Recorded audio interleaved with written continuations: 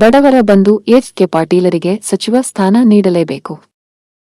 ಬಡವರ ಬಂಧು ನಮ್ಮನ್ನೆಲ್ಲ ತಮ್ಮವರಂತೆ ಕಂಡು ಬಡವರ ಆರೋಗ್ಯದ ಬಗ್ಗೆ ಹೆಚ್ಚಿನ ಗಮನ ನೀಡಿ ಕಡಿಮೆ ದರದಲ್ಲಿ ಆರೋಗ್ಯದ ವೆಚ್ಚ ಬರುವಂತೆ ಮಾಡಿದ ಎಚ್.ಕೆ. ಪಾಟೀಲ ಅವರಿಗೆ ಮೊದಲನೇ ಸಚಿವ ಸಂಪುಟದಲ್ಲಿ ಸ್ಥಾನ ನೀಡದಿರುವುದು ನಮಗೆ ನೋವು ತಂದಿದೆ. ಎರಡನೇ ಹಂತದ ಸಚಿವ ಸಂಪುಟದಲ್ಲಿ ಸ್ಥಾನ ನೀಡಲೇಬೇಕು ಎಂದು ಗದಗ ಬೆಟಗೇರಿ ಮೀನುಗಾರರ ಸಂಘದ ಅಧ್ಯಕ್ಷರಾದ ಸಂಗಮೇಶ ಹಾದಿಮನಿ ಅವರು ಒತ್ತಾಯ ಮಾಡಿದರು.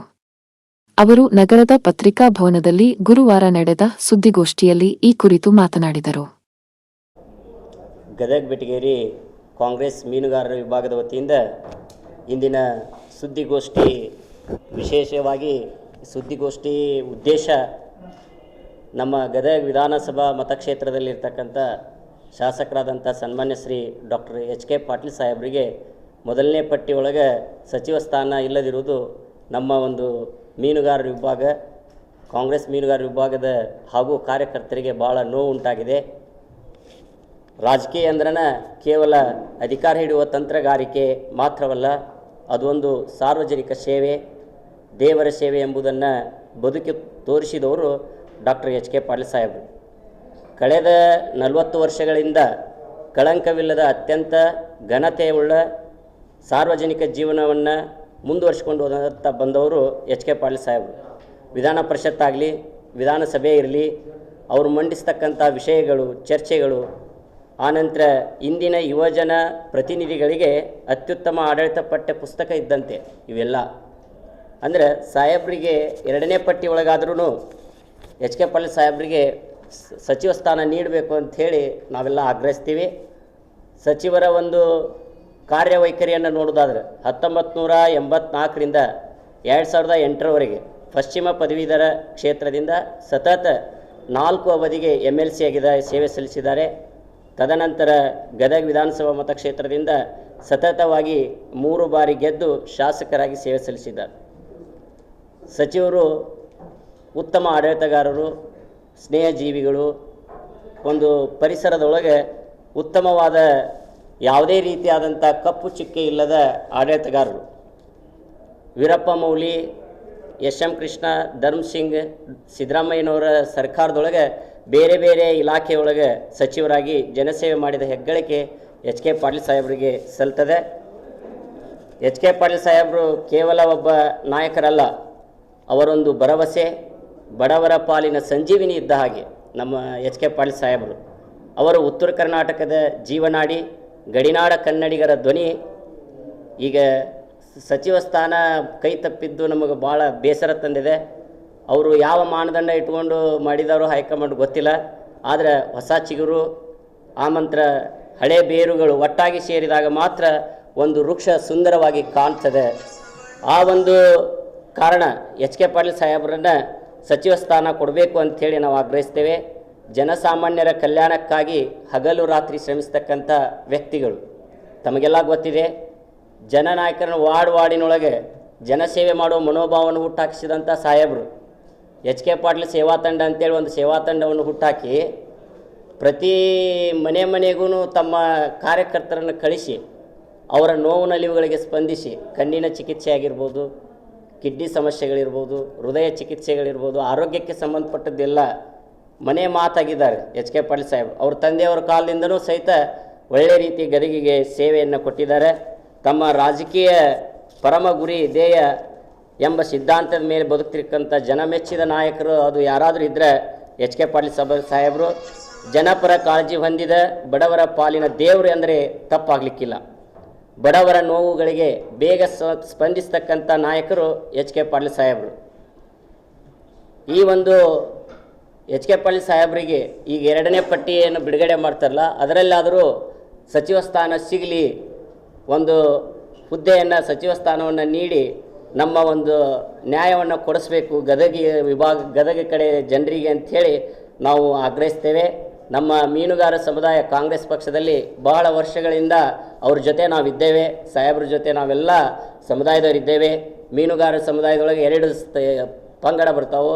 ಒಂದು ವೃತ್ತಿ ಮೀನುಗಾರರು ಅಂತಿರ್ತಾರೆ, ಇನ್ನೊಂದು ಸಂಪ್ರದಾಯ ಮೀನುಗಾರರು ಅಂತೇಳಿ ಬರ್ತೇವೆ.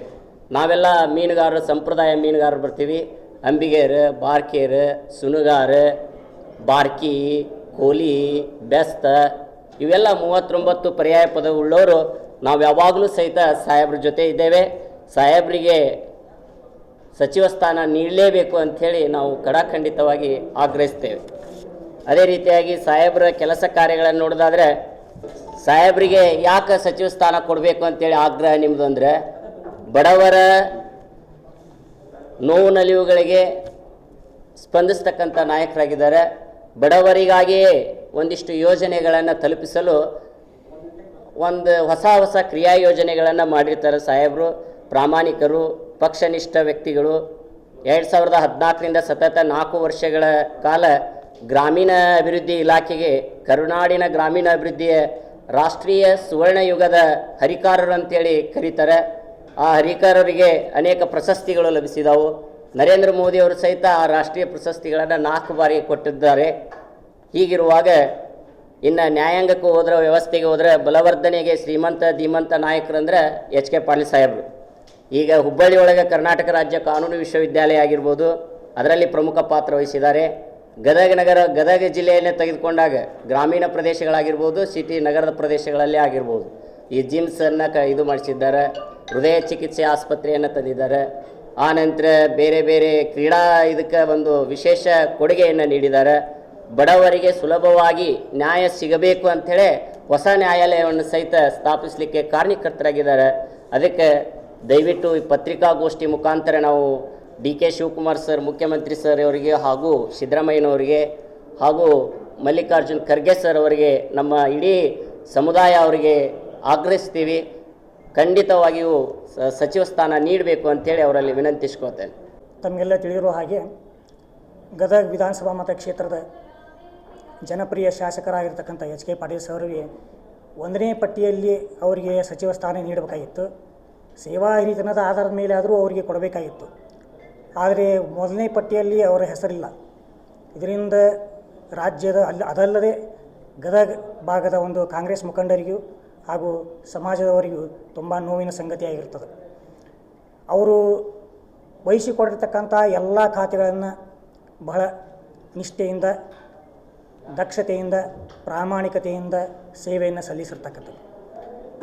ಗ್ರಾಮೀಣಾಭಿವೃದ್ಧಿ ಇಲಾಖೆಯ ಸಚಿವರಾಗಿ ಗ್ರಾಮೀಣ ವಿಶ್ವವಿದ್ಯಾನಿಲಯವನ್ನು ಗದಗ ನಗರದಲ್ಲೇ ಸ್ಥಾಪನೆ ಮಾಡಿದ್ದು, ಅದಲ್ಲದೆ ಗ್ರಾಮೀಣ ಕ್ಷೇತ್ರಕ್ಕೆ ಸಂಬಂಧಪಟ್ಟತಕ್ಕಂಥ ಕೆಲವೊಂದಿಷ್ಟು ಕಾರ್ಯಕ್ರಮಗಳನ್ನು ರೂಪಿಸಿ ಅವುಗಳನ್ನು ಅನುಷ್ಠಾನ ಮಾಡುವಲ್ಲಿ ಇವರ ಪಾತ್ರ ಮಹತ್ವದ್ದಾಗಿರುತ್ತದೆ. ಭಾರತ ಸರ್ಕಾರದ ಪ್ರಧಾನಮಂತ್ರಿಗಳಾದ ನರೇಂದ್ರ ಮೋದಿಯವರಿಂದ 4 ಬಾರಿ ಪ್ರಶಸ್ತಿಗಳನ್ನು ಸ್ವೀಕಾರ ಮಾಡಿದ್ದು ಕೂಡ ಎಚ್ ಕೆ ಪಾಟೀಲ್ ಸಾಹೇಬರು. ಎರಡನೆಯದಾಗಿ ಕಾನೂನು ಸಚಿವರಾಗಿ ಕಾನೂನು ವಿಶ್ವವಿದ್ಯಾನಿಲಯವನ್ನು ಉತ್ತರ ಕರ್ನಾಟಕದ ಭಾಗದಲ್ಲಿಯೇ ಸ್ಥಾಪನೆ ಮಾಡಿದ್ದು, ಅದಲ್ಲದೆ ಉತ್ತರ ಕರ್ನಾಟಕದ ಭಾಗದಲ್ಲಿಯೇ 2 ಹೈಕೋರ್ಟ್ ಪೀಠಗಳನ್ನು ಸ್ಥಾಪನೆ ಮಾಡಿದ್ದು ಇವರ ಒಂದು ಪ್ರಮುಖ ಪಾತ್ರವಾಗಿರ್ತದೆ. ಅದಲ್ಲದೆ ಪ್ರವಾಸೋದ್ಯಮ ಸಚಿವರಾಗಿ ಗದಗ ಜಿಲ್ಲೆಯ ಅನೇಕ ದೇವಾಲಯಗಳನ್ನು ಜೀರ್ಣೋದ್ಧಾರ ಮಾಡಿ, ಅಷ್ಟೇ ಅಲ್ಲದೆ ರಾಜ್ಯದ ಅನೇಕ ಪ್ರಸಿದ್ಧ ದೇವಾಲಯಗಳನ್ನು ಜೀರ್ಣೋದ್ಧಾರ ಮಾಡಿ ತಮ್ಮ ಒಂದು ಇಲಾಖೆಗೆ ಕಾಯಕಲ್ಪವನ್ನು ಕೊಟ್ಟಿರ್ತಕ್ಕಂಥದ್ದು.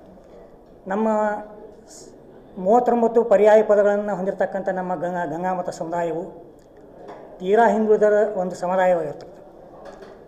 ಈ ಸಮುದಾಯಕ್ಕೆ ಮೀನುಗಾರಿಕೆ ಇಲಾಖೆಯ ವತಿಯಿಂದ ಕಳೆದ ವರ್ಷ ಯಾವುದೇ ರೀತಿಯಾಗಿರ್ತಕ್ಕಂಥ ಮನೆಗಳು ಮಂಜೂರಾಗಿರುವುದಿಲ್ಲ. ಈ ವಿಚಾರವಾಗಿ ನಾವು ಎಚ್ ಕೆ ಪಾಟೀಲ್ ಸಾಹೇಬರಿಗೆ ಪತ್ರದ ಮೂಲಕ ಗಮನ ಸೆಳೆದಾಗ ಅವರು ಕೇವಲ 2 ದಿನಗಳ ಒಳಗಾಗಿ ಗದಗ ಜಿಲ್ಲೆಗೆ, ಅದರಲ್ಲೂ ಗಂಗಾಮತಸ್ಥ ಸಮುದಾಯದವರಿಗೆ 100 ಮನೆಗಳನ್ನು ಮಂಜೂರು ಮಾಡಿರುತ್ತಾರೆ. ಉತ್ತರ ಕರ್ನಾಟಕದ ಭಾಗದಲ್ಲಿ ಪಕ್ಷದ ಸಂಘಟನೆಗಾಗಿ ಬಹಳ ಸಕ್ರಿಯವಾಗಿ ಪಾಲ್ಗೊಂಡಿರ್ತಾರೆ. ಅಷ್ಟೇ ಅಲ್ಲದೆ ಉತ್ತರ ಕರ್ನಾಟಕ ಭಾಗದಲ್ಲಿ ಅಭಿವೃದ್ಧಿ ಕಾರ್ಯಗಳನ್ನು ಸಾಕಷ್ಟು ಮಾಡಿರುತ್ತಾರೆ. ಸರ್ಕಾರವು ಉತ್ತರ ಕರ್ನಾಟಕದ ಒಂದು ಜನರ ಅಭಿಪ್ರಾಯಗಳನ್ನು ಮನ್ನಣೆ ಮಾಡಬೇಕಾಗಿದ್ದು ಅವರ ಕೆಲಸ. ಆದ್ದರಿಂದ ಹೈಕಮಾಂಡ್ ಈಗಾಗಲೇ 2ನೇ ಪಟ್ಟಿಯನ್ನು ಸಿದ್ಧತೆ ಮಾಡಿಕೊಳ್ತಿದ್ದು, ಈ ಒಂದು 2ನೇ ಪಟ್ಟಿಯಲ್ಲಿ ಆದರೂ ಕೂಡ ಎಚ್ ಕೆ ಪಾಟೀಲ್ ಸಾಹೇಬರವರಿಗೆ ಒಂದು ಸಚಿವರ ಸಂಪುಟ ದರ್ಜೆಯ ಸ್ಥಾನಮಾನ ಸಿಗಬೇಕೆಂದು ಹೈಕಮಾಂಡ್ಗಳಾದ ಸುರ್ಜೇವಾಲಾ ಅವರಿಗೆ, ಡಿ ಕೆ ಶಿ ಅವರಿಗೆ, ಮಲ್ಲಿಕಾರ್ಜುನ್ ಖರ್ಗೆ ಅವರಿಗೆ, ಇವರೆಲ್ಲರಿಗೂ ಕೂಡ ರಾಷ್ಟ್ರೀಯ ಮೀನುಗಾರ ಸಂಘದ ಪರವಾಗಿ ಹಾಗೂ ಗಂಗಾಮತ ಸಮುದಾಯದ ಪರವಾಗಿ ನಾನು ಈ ಪತ್ರಿಕಾಗೋಷ್ಠಿಯ ಮೂಲಕ ನಾನು ಆಗ್ರಹಿಸ್ತಾ ಇದ್ದೀನಿ. ವಂದನೆಗಳು.